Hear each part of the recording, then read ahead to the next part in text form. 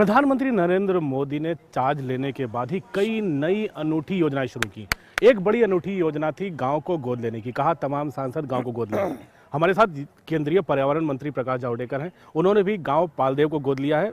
मध्य प्रदेश उत्तर प्रदेश की सीमा पर है, लेकिन पालदेव का कायाकल्प कर रहे हैं। क्या मुश्किल आई प्रकाश जी? पालदेव को गोद लिया, काफी पिछड़ा इलाका। आपको पता है कि चित्रकूट के समीप ये पालदेव गांव है जो उत्तर प्रदेश और मध्य प्रदेश के सीमा पर है, बुंदेलखंड है। डकैतियों का यहाँ डर पहले से रहता था और कुल मिला के ये बहुत ही एक तरह से समाज यानी शेड्यूल कास्ट और मोस्ट बैकवर्ड की टोटल पॉपुलेशन 75% है। गांव में कोई उद्योग नहीं, गांव में कोई उत्पादन बड़ा नहीं, आपको एकदम मुरझा हुआ गांव था। तो एक चैलेंज के रूप में मैंने लिया, गांव को इस तरह से खड़ा कर सकते हैं। थोड़ा हेल्पिंग हैंड देना है, थोड़ी प्रेरणा देनी है, थोड़ा लगातार। और हमारे एक समाज शिल्पी दंपति यहाँ रहते, नए JNU के छात्र रहे, ये दोनों भी बड़ा अच्छा रोज का काम करते हैं। हमारा एक रोज की कड़ी बनी है, तो मैं हर 1.5 महीने में विजिट करता हूँ और बड़ा आनंद आता है। लेकिन प्रकाश जी, आप बड़े उत्साह से इस गांव को गोद लिया है, गांव में काम करा रहे हो, पैसे खर्च कर रहे हो, लेकिन उतना ही उत्साह इस योजना का तमाम सांसदों में नहीं दिखा, विपक्षी दलों ने भी। मैं आपको दिखाऊंगा। आप अपनी जगह सही हो, लेकिन इस योजना को आत्मसात नहीं किया कई लोगों ने। मेरे साथ मैंने 50-60 MPs ने, मेरी पत्नी ने कमल सखी मंच जो चलाती है, सारे BJP सांसदों की पत्नियों का एकता मिलते हैं वो, तो उन्होंने एक दिन सारे सांसदों ने किए हुए गोद लिए हुए गांव में क्या काम किया है, इसका एक अच्छा स्टैंडी का प्रदर्शन बनाया था। तो उसमें भी मैंने देखा 50-60 सांसदों के बहुत अच्छे प्रयास। कांग्रेस वाले वो तो पहले ही रिजेक्ट कर रहे थे। नहीं, रिजेक्ट नहीं, उसमें उल्टा है। मुझे अहमद पटेल का भी पत्र आता रहता है कि भाई मैंने गोद लिया है गाँव में, इसमें ये दिक्कत है, ये दूर करो, ये करो, ये नहीं करो। तो ये मुझे लगता है सबको करना ही चाहिए, ये तो एक नेशनल कमिटमेंट जैसा है। लेकिन प्रकाश जी, एक चीज़ तो मानना पड़ेगा, जो अनूठी स्कीमें हो, चाहे योजनाएं हो जो आ रही हैं, सरकार की जो पहल है वो, उसका कांग्रेस ऐसा विरोध कर रही है जैसे बीजेपी को कुछ करने देना नहीं चाहती। नहीं, ये कांग्रेस ने तय किया है। उनको पहले तो मोदी जी सत्ता में आ गए, ये पहले पच नहीं रहा है, और इतने भारी बहुमत लोगों ने दिया, ये भी पच नहीं पा रहा है।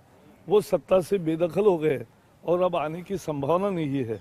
इससे वो बड़े चिंतातुर है और इसलिए वो पूरी नकारात्मक राजनीति करते हैं।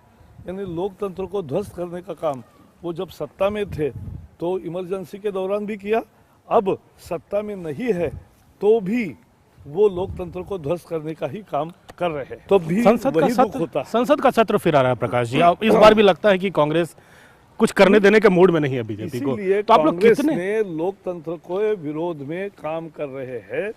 कांग्रेस लोकतंत्र को ध्वस्त कर रही है। संसद में लोगों ने उनको पुनरोमूषको भवेत ऐसे करके उनको 40 संख्या में 44, अब 45 हो गए हैं, तो 45 सांसद बना दिए हैं। जब इस पार्टी के 450 सांसद होते थे, अब 45 बन गए। अब वो उनको जो जनता ने भूमिका दी है वो विपक्षी भूमिका जरूर करे, सरकार पर प्रहार भी करे, लेकिन संसद नहीं चलने देना, ये लोकतंत्र के खिलाफ है जो वो कर रहे हैं। लेकिन प्रकाश जी, लोकसभा में आपके सारे बिल्स पास होने, लेकिन सारे अहम बिल लटक जा रहे हैं राज्यसभा में। नहीं तो कैसे आप लोग टैकल क्यों नहीं कर पा रहे हैं? क्यों? देश तो बाकी पार्टियों का लोग मिला नहीं पा रहे हैं। एक मिनट, नहीं, आज भी राज्यसभा में इवन GST के मुद्दे पर बहुमत हमारे पक्ष में है। GST में JDU, तृणमूल कांग्रेस, AIDMK सभी ने साथ दिया है, तो इनका यानी बहुमत उसमें हमारे पक्ष में है। लेकिन ये शोर शराबा करते हैं और वहाँ के अध्यक्ष जी ने एक कायम किया है निर्णय कि जो संविधान संशोधन है वो संविधान संशोधन शोर शराबे में नहीं होगा।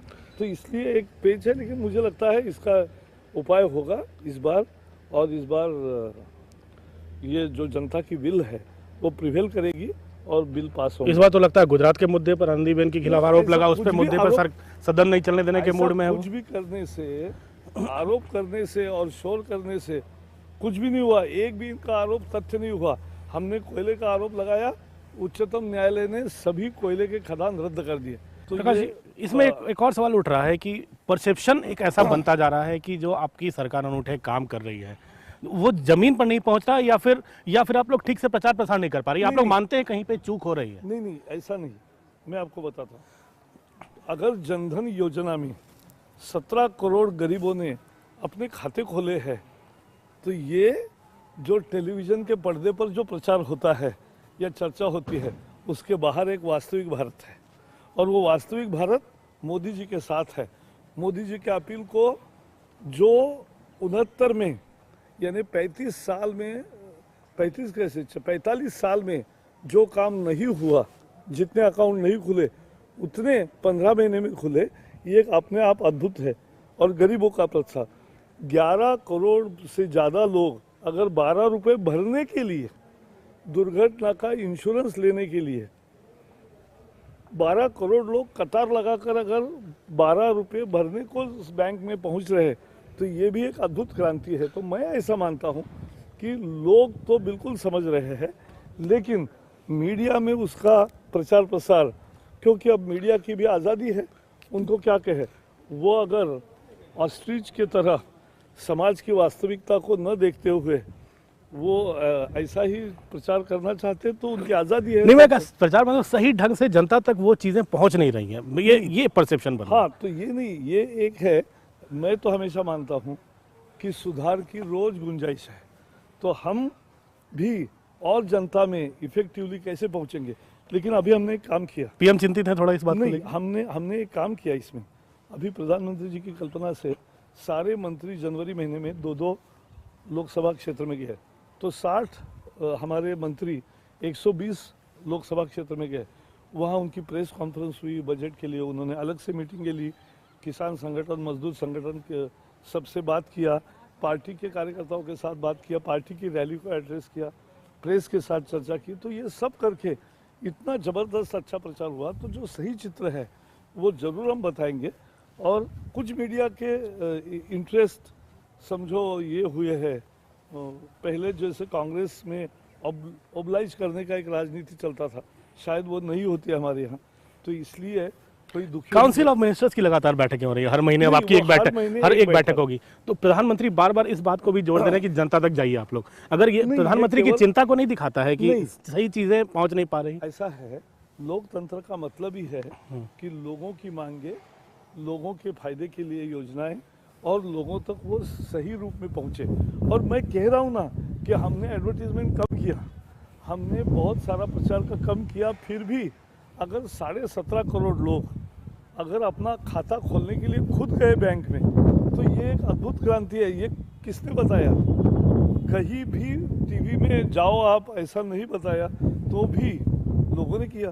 तो केवल टीवी पर ही दुनिया नहीं चलती, ये भी एक सबके लिए सबक है। ये तो बार बार ये पीएम का स्ट्रेस देना आप लोग की काउंसिल ऑफ मिनिस्टर्स में कि लोग जाएं, लोगों तक जाएं, इसका मतलब है कहीं ना कहीं लोग पहुंच नहीं पा रहे हैं। नहीं, ऐसा नहीं। इसका मतलब है कि लगातार काम चलाई हुई थी, चलते रहना है, काम करते रहना है, बताना भी है। तो ये तीनों चीजें साथ साथ करनी है। अच्छा प्रकाश जी, अब बिहार चुनाव में बीजेपी बहुत बुरे तरीके से आ रही, ठीक है, नहीं, वो तो सीधा लेकिन है। उसका क्या आने वाले अगले 2 महीने में चुनाव है 5 राज्यों में, क्या थोड़ी रणनीति बदली है? नहीं, मैं आपको बताता हूँ। बहुत आरोप लगा था कि नहीं, दिल्ली से नेता चले गए नहीं, पैराशूट से। मैं आपको बताता हूँ। पहले तो बिहार में जो हुआ वो एक अंकगणित है जो चुनाव का नतीजों को बदला। कांग्रेस, राजद और जेडीयू, ये 3 दल आपस में भिड़े थे लोकसभा में और अलग अलग लड़े थे। अचानक उनको जब संकट समझा कि ये तीनों हारेंगे, तो अब तीनों एक दूसरे को गाली देने वाली पार्टियां एक साथ आ गई, और इसलिए हमारे वोट बरकरार रहे, लेकिन हमसे तीनों मिलके उनका अंकगणित ज्यादा हुआ। उससे कुछ सीख मिली आने वाले असम में, बंगाल में? ऐसा है कि आप स्थानीय नेताओं को प्रमोट करेंगे। आपने पहली बार सीएम कैंडिडेट असम में दे दिया। पहली बार नहीं, मध्य प्रदेश में, छत्तीसगढ़ में, हमने गुजरात में पहले भी हमारे कैंडिडेट घोषित, लेकिन इस बार हरियाणा में नहीं दिया था, महाराष्ट्र में नहीं दिया तो था, ऐसा ये हर बिहार में नहीं दिया। निर्भर करता है, ये राज्य पर निर्भर करता है। हर राज्य में एक नियम नहीं होता।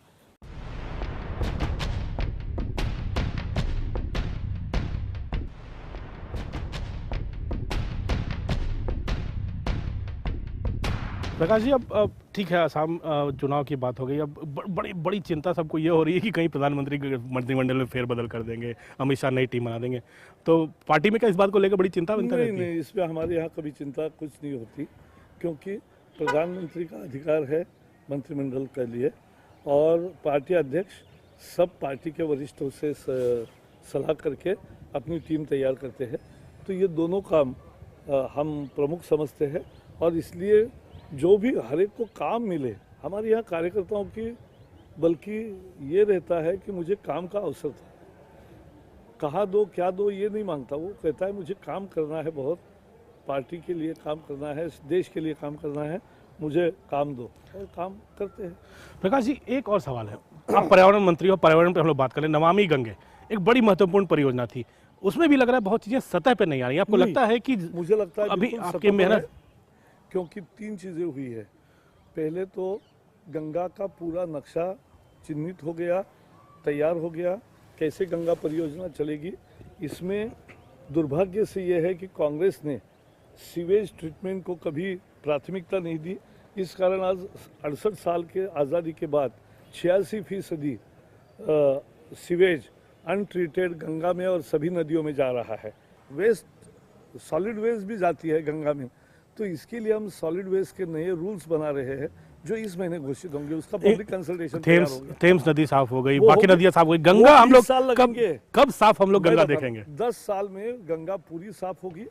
लेकिन आपको समझना चाहिए कि राइन नदी हो या थेम्स नदी हो, साफ होने के लिए 20-20 साल का प्रयास करना पड़ा, क्योंकि सारे एजेंसीज को, सभी लोग, क्योंकि जैसे हम कैचमेंट में भी गंगा का कब तक हम लोग देखेंगे? बिल्कुल 5 साल में बहुत फर्क पड़ेगा, 10 साल में साफ होगी, 20 साल में थेम्स से भी ज्यादा अच्छी होगी। दिल्ली के प्रदूषण की आप बात करें प्रकाश जी, केजरीवाल कभी ऑड कर रहे हैं, कभी इवन कर रहे हैं, तो ये मुफ्त की वाहवाही लुटने की जेन्युइनली प्रदूषण कम हो रहा है? आपको क्या लगता है? देखो, ऑड इवन हो या बाकी ऐसे इनिशिएटिव हो, जो 15 दिन की इनिशिएटिव है, उससे नहीं होता। आज व्हीकलर पोल्यूशन जो है वो 30% है टोटल पोल्यूशन में, और ये कब कम होगा? जब फ्यूल की क्वालिटी बदलेगी, जब वाहनों की क्वालिटी बदलेगी, और इसका मतलब यूरो 6 के मानकों पर वाहन और ईंधन मिले। तो इसका निर्णय कांग्रेस ने किया था कि 24 में होगा। भारतीय जनता पार्टी के शासन में मोदी जी इसके लिए बहुत हमेशा चिंतित रहते हैं, और इसलिए गडकरी जी के नेतृत्व में हमारी कमेटी बनी थी, और हमने निर्णय किया कि ये 2024 तक देश रुक नहीं सकता, 2020 में ही होगा। और अभी आने वाले 3 साल में, 16, 17, 18, 19, 4 साल में ये पूरा होगा कि फ्यूल की क्वालिटी 5 यूरो 4, यूरो 5, यूरो 6 ऐसा नहीं जाएगी। यूरो 4 के बाद सीधा यूरो 6, और वाहन भी यूरो 4 के बाद एकदम यूरो 6 होंगे। तो सब देश भर में 90% व्हीकल पोल्यूशन इस एक स्थायी उपाय से कम होगा। तो ऑड इवन आपको लगता है कि ये मतलब जल्दबाजी में लिया हुआ? नहीं, ऐसा है, 15 दिन का उपाय करके 45 दिन एडवर्टीजमेंट और सारी लोग चर्चा करें, ये एक का स्टाइल होता है, लेकिन वो उपाय नहीं होता है। स्थायी उपाय हमने किया है। जो बाईपास बनाने की चर्चा 10 साल हुई, लेकिन बने नहीं। मोदी जी ने उस काम को शुरू किया। अब ये आने वाले 2 साल के अंदर दोनों बाईपास तैयार होंगे। एक भी दिल्ली का वाहन जो दिल्ली में नहीं आने वाला है, वो दिल्ली में नहीं आएगा। तीसरी बात, हम पूरे सॉलिड वेस्ट मैनेजमेंट, ई वेस्ट मैनेजमेंट सारे, और कंस्ट्रक्शन डिमोलिशन, जिसको कभी ध्यान नहीं दिया था, कंस्ट्रक्शन, धूल का संकट बड़ा है, तो धूल ना हो कंस्ट्रक्शन डिमोलिशन से। जैसे मेट्रो का काम चलता है, उनकी धूल का कहीं संकट नहीं है। धन्यवाद Prakash ji. Waste to wealth की बात करें प्रकाश जी, लेकिन एक बड़ी अहम बात करी है जो शायद गंगा की पूजा करने वाले लोगों के लिए बड़ी सुखद साबित होगी कि आने वाले 10 सालों में साफ सुथरी गंगा नजर आने लगेगी, अभी जो काम सरकार ने शुरू किया है। कैमरामैन राकेश नेगी के साथ अमिताभ सिन्हा, चित्रकूट, IBN 7।